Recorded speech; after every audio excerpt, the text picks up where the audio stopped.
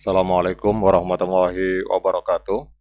Teman-teman, selamat datang kembali di Dollar Hunter. Jadi di sini kita akan update informasi mengenai perkembangan dan peristiwa terkini yang terjadi di seputar dunia cryptocurrency, teman-teman.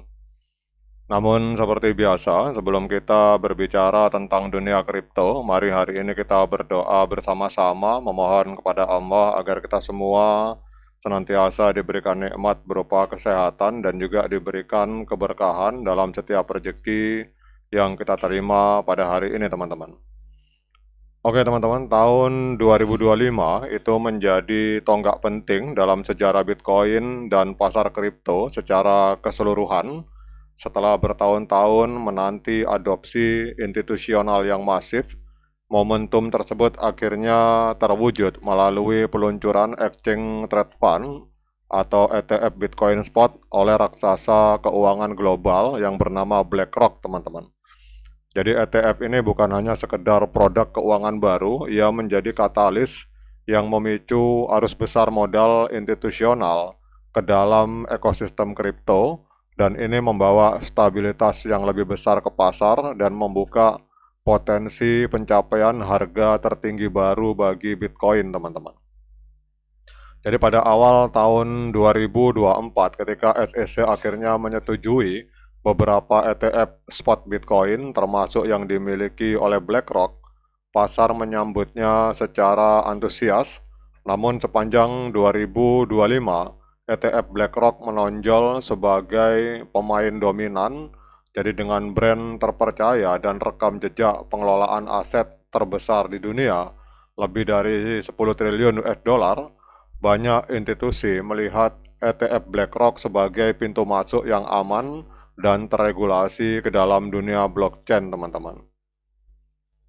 Kemudian salah satu indikator yang paling menyolok dari minat institusional itu adalah jumlah Bitcoin yang telah diakumulasi oleh korporasi sepanjang tahun 2025, teman-teman.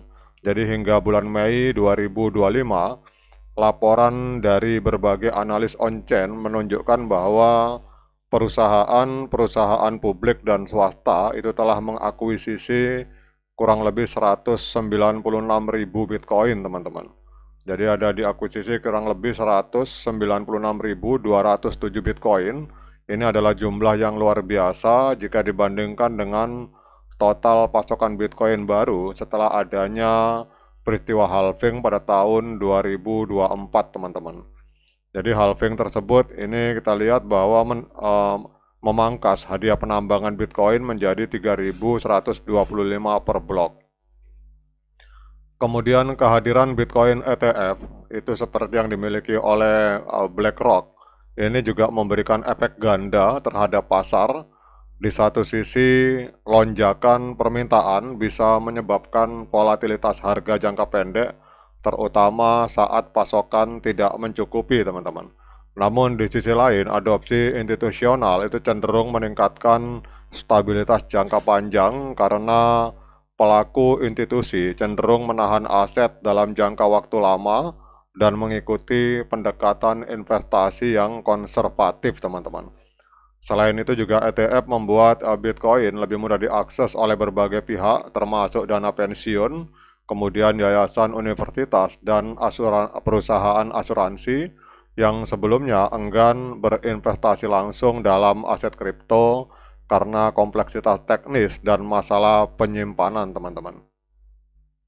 Kemudian salah satu perkembangan geopolitik yang mencuri perhatian pasar kripto global itu adalah keputusan dari Ukraina untuk mempertimbangkan menambahkan Bitcoin ke dalam cadangan nasionalnya. Jadi langkah ini muncul sebagai bagian dari strategi keuangan negara pasca konflik, di mana diversifikasi aset itu menjadi penting untuk mempertahankan stabilitas ekonomi, teman-teman. Dan Ukraina bukan negara pertama yang menyuarakan ide ini. Jadi El Salvador telah memelopori penggunaan Bitcoin sejak awal sebagai alat pembayaran yang sah dan sebagai aset cadangan, teman-teman.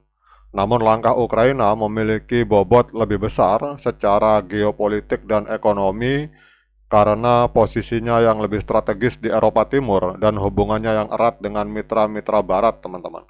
Jadi jika Ukraina benar-benar memasukkan Bitcoin ke dalam riset nasionalnya, ini dapat menciptakan presiden baru bagi negara-negara lain, terutama yang sedang mengalami krisis keuangan atau inflasi yang tinggi.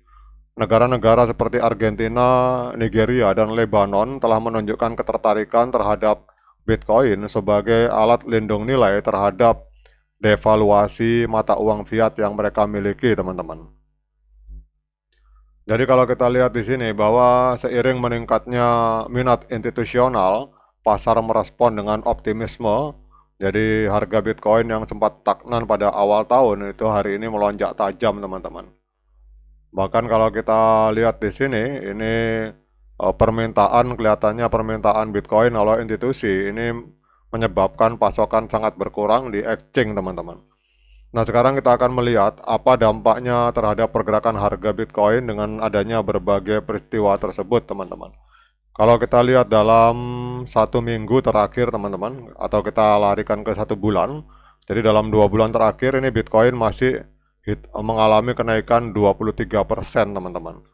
Kemudian kalau kita coba rentang 1 tahun, ini kenaikan hari Bitcoin, kalau kita bicara dalam rentang waktu 1 tahun, itu kenaikannya mencapai 57,54%, teman-teman.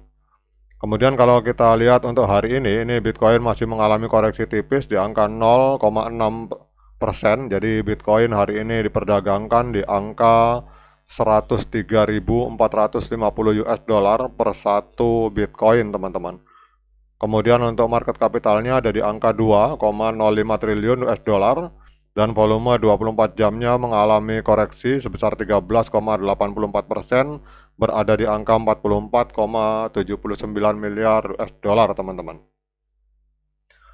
Kemudian pertanyaannya, apakah hari ini layak bagi kita untuk melakukan pembelian Bitcoin? Nah, kalau untuk Bitcoin ini menurut saya berbeda dengan altcoin, teman-teman. Jadi khusus untuk Bitcoin, ini kapanpun saatnya adalah saat yang tepat untuk melakukan pembelian Bitcoin, karena Bitcoin itu memiliki karakter sebagai alat penyimpan nilai atau alat pelindung nilai, sehingga kapanpun saatnya adalah saat yang tepat untuk melakukan pembelian Bitcoin. Namun saya ingatkan buat teman-teman bahwa saya bukan penasihat keuangan, jadi apapun yang saya lontarkan dalam video ini sifatnya subjektif, bisa salah, bisa benar.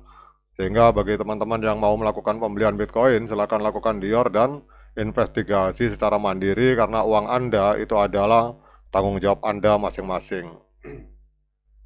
Oke teman-teman, kalau kita melihat rentang harga Bitcoin, hari ini ada di angka 103.346 US dollar. Kalau kita memakai indikator Fibonacci retracement di time frame weekly atau time frame minggu, kita lihat bahwa Bitcoin ini ada potensi akan mencapai harga 109.725 US dollar, teman-teman.